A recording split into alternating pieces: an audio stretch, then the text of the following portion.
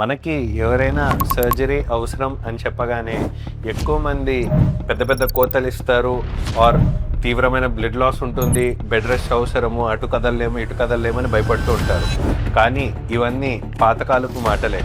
ఏ విధంగా అయితే పాతకాలంలో ఎడ్ల బండిలో మనం ట్రాన్స్పోర్ట్ చేసేవాళ్ళం, ఇప్పుడు పక్క రాష్ట్రానికి కూడా ఎయిర్ప్లేన్కి, ఇన్ఫాక్ట్ గట్టిగా మాట్లాడితే పక్క ప్లానెట్కి కూడా అలా ఎయిర్ క్రాఫ్ట్లో ఏ విధంగా వెళ్ళగలుగుతున్నామో, ఇది వరకు కమ్యూనికేషన్కి ఉత్తరాలు పావురాలతో స్టార్ట్ అయింది. ఇప్పుడు ఏ విధంగా అయితే ఇన్స్టాగ్రామ్, ఫేస్బుక్, వాట్సాప్ అని అనేక రకంగా వచ్చేసాయో, అదేవిధంగా మనకు సర్జరీలో కూడా టెక్నాలజీ అనేది వెరీ హైటెక్గా వచ్చేసి అసలు సర్జరీస్ అంటే అలా వచ్చి అలా వెళ్ళిపోయే డే కేర్ సర్జరీస్ వరకు కూడా మనకి ఈ రోజుల్లో సైన్స్ ఎలా ఎవాల్వ్ అయిందనేది చెప్పుకోవడమే ఈ వీడియో యొక్క ముఖ్య ఉద్దేశం. సో ఈరోజు మన ఆపరేషన్ థియేటర్లో అసలు ఈ అడ్వాన్స్మెంట్స్ ఆఫ్ టెక్నాలజీ ఆపరేషన్ థియేటర్లో ఏ విధంగా మనకు అడ్వాన్సెస్ అయ్యాయి అనేది మీరు డైరెక్ట్లీ ఈరోజు చూడగలరు. So let's start the video.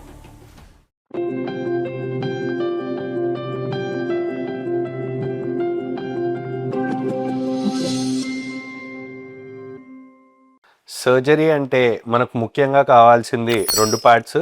Surgery కావాల్సిన ఎక్విప్మెంట్తో పాటు అనెస్థీషియా అనేది లేనిదే సర్జరీ అనేది జరగదు. కాబట్టి అనెస్థీషియా ఎక్విప్మెంట్ అనేది కూడా most equally important. Surgery start అయ్యేది కూడా దీంతోనే. సో ఇప్పుడు నాకు లెఫ్ట్ సైడ్ ఇక్కడ కనిపిస్తుందనే అనెస్థీషియా వర్క్ స్టేషన్ అంటాము.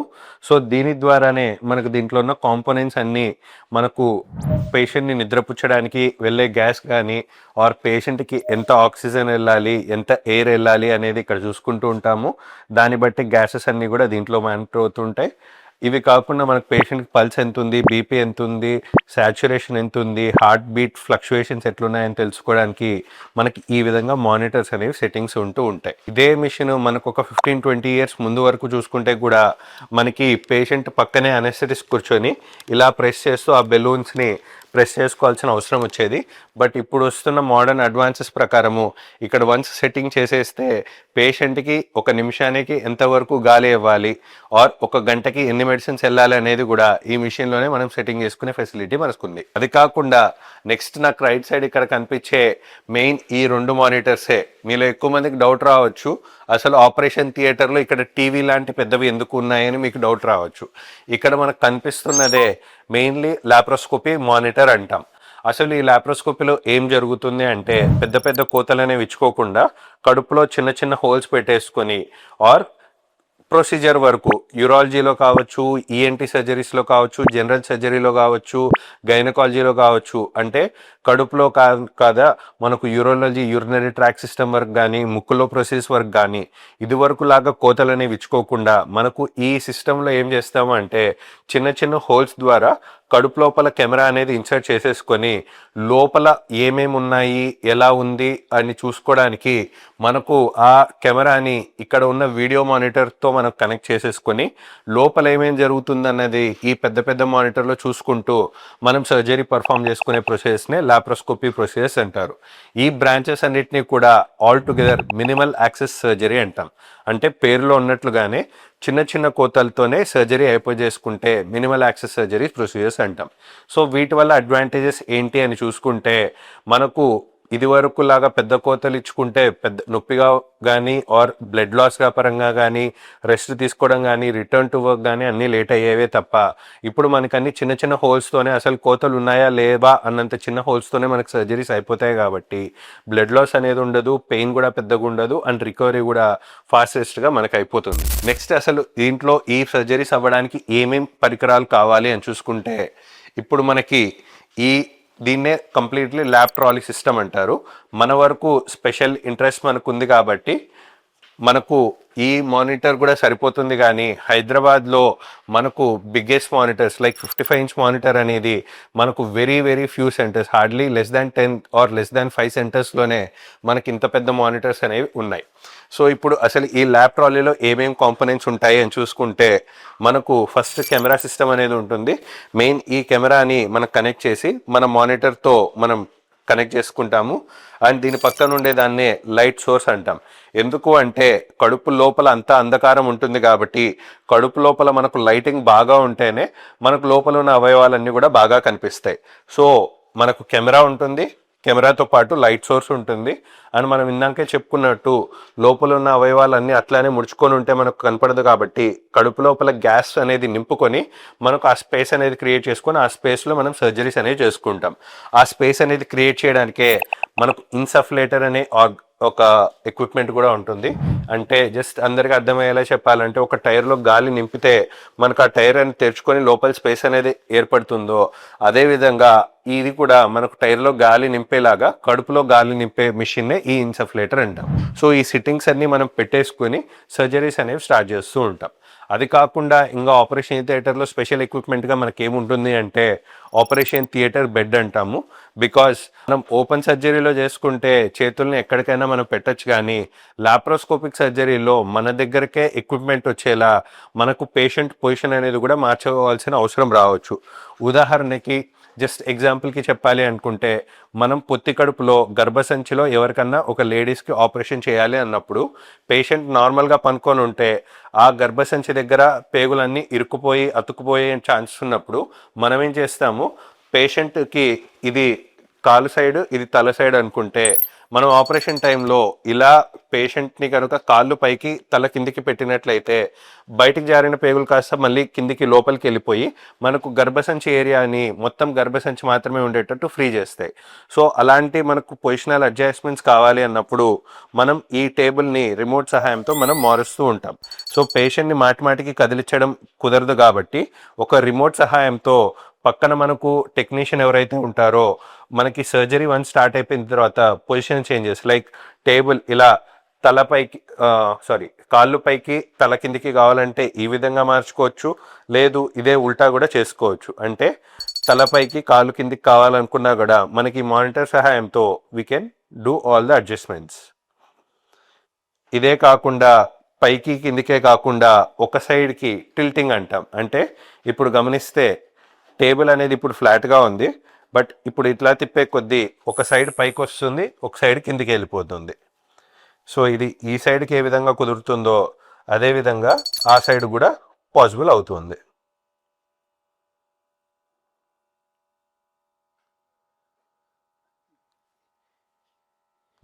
ఈ అడ్వాంటేజే కాకుండా ఇలాగ ఫ్లాట్గా ఉన్న టేబుల్స్ని కొన్ని స్పైన్ సర్జరీస్ కానీ కొన్ని కిడ్నీలకు సంబంధించిన సర్జరీస్ వరకు టేబుల్ బెండింగ్ అంటాం. అంటే బాగా ఎక్స్పోజ్ అవ్వడానికి మనకి టేబుల్ని ఈ విధంగా బ్రేక్ చేయడం కూడా చేయొచ్చు. సో దట్ ఈ పార్ట్స్ అన్ని బాగా ఫ్లెక్స్ అయిపోయి బాగా ఎక్స్పోజ్ అయ్యేటట్టు.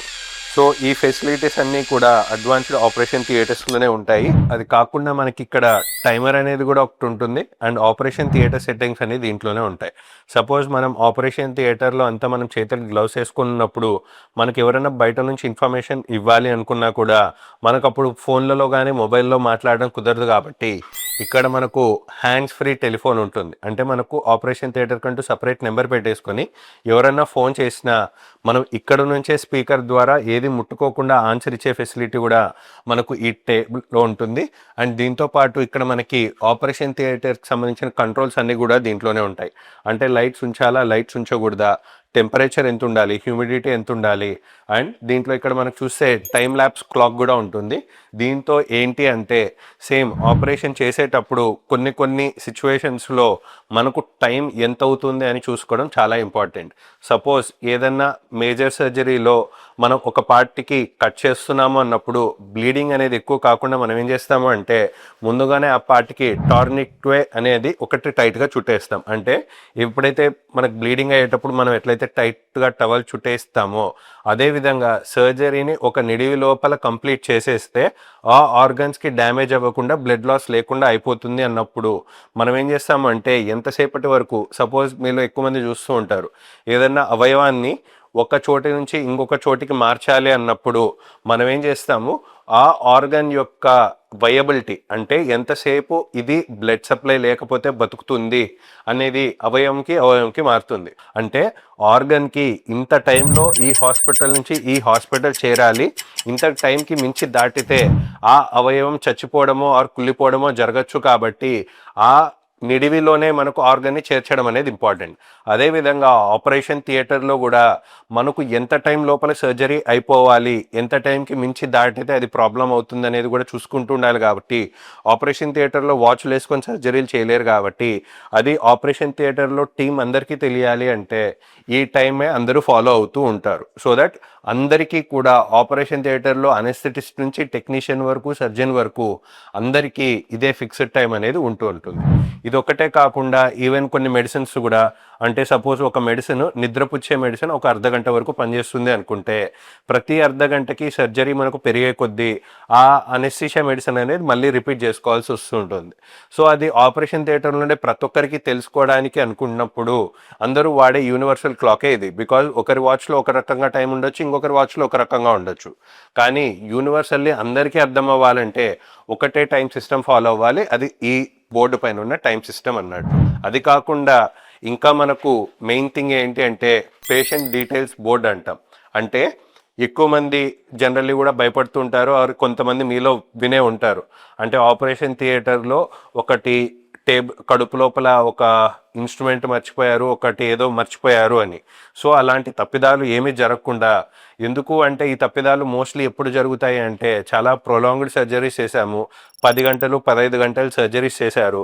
అప్పుడేమవుతుంది, ఒకటే సిస్టర్ పొద్దున్న నుంచి 10 గంటలు 15 గంటలు కంటిన్యూస్గా ఉండరు. కాబట్టి షిఫ్ట్ వైజ్ సర్జన్స్ మారుతూ ఉండొచ్చు, సిస్టర్లు మారుతూ ఉండొచ్చు. అలా ఎవరైతే గ్యాపుల్లో ఒకసారి ట్రిప్ నుంచి ఇంకొక ట్రిప్కి వెళ్ళి వాళ్ళు ఇన్స్ట్రుమెంట్స్ కానీ ఇట్లా కాటన్ గాజ్ కానీ మర్చిపోయే ఛాన్సెస్ ఉంటాయి. కాబట్టి అలా మతిమరుపు లేకుండా ఫస్ట్లో ఆపరేషన్ స్టార్ట్ అవ్వగానే ఫస్ట్ ఏం చేస్తాము అంటే ఓపెన్ చేసి ఎన్ని కాటన్ పీసులు తీసుకుంటున్నాము అండ్ ఎన్ని ఇన్స్ట్రుమెంట్స్ తీసుకున్నాం, అంటే ఒకవేళ సపోజ్ ఫోర్సెప్స్ అనుకుందాం ఆర్ మెటల్ హ్యాండ్లింగ్ ఇన్స్ట్రుమెంట్స్ అనుకుందాం, ఇవి 5 తీసుకున్నామా 10 తీసుకున్నామా అని అన్ని నెంబర్ కౌంట్ అనేది ఇక్కడ రాసి ఉంటుంది. సపోజ్ ఇక్కడ చూసాం మాప్ కౌంట్ అని ఉంది, కాటన్ గాస్ కౌంట్ అని ఉంది, లేదంటే ఇన్స్ట్రుమెంట్ కౌంట్ అని ఉంది. ఇవన్నీ పెట్టేసుకొని మనకు సర్జరీ స్టార్ట్ అయినప్పుడు ఎన్ని ఉన్నాయి అండ్ సర్జరీ అంతా అయిపోయిన తర్వాత లెక్క పొంతనవుతుందా లేదా, కౌంట్ సరిపోయిందా లేదా అని చూసుకొని కన్ఫర్మ్ చేసుకున్న తర్వాతే పేషెంట్కి ఓపెన్ చేసిన అబ్డామెన్ని మళ్ళీ క్లోజ్ చేస్తారు. ఇది కంపల్సరీ, ప్రతి ఒక్కరూ ప్రతి సర్జరీలో ఖచ్చితంగా పాటిస్తేనే మనకు ఇట్లా అది మర్చిపోయారు కడుపులో ఇది మర్చిపోయారు అనే కాంప్లికేషన్ రాకుండా ఇది మనకు చెక్ లిస్ట్ లాంటిది అన్నట్లు అర్థం.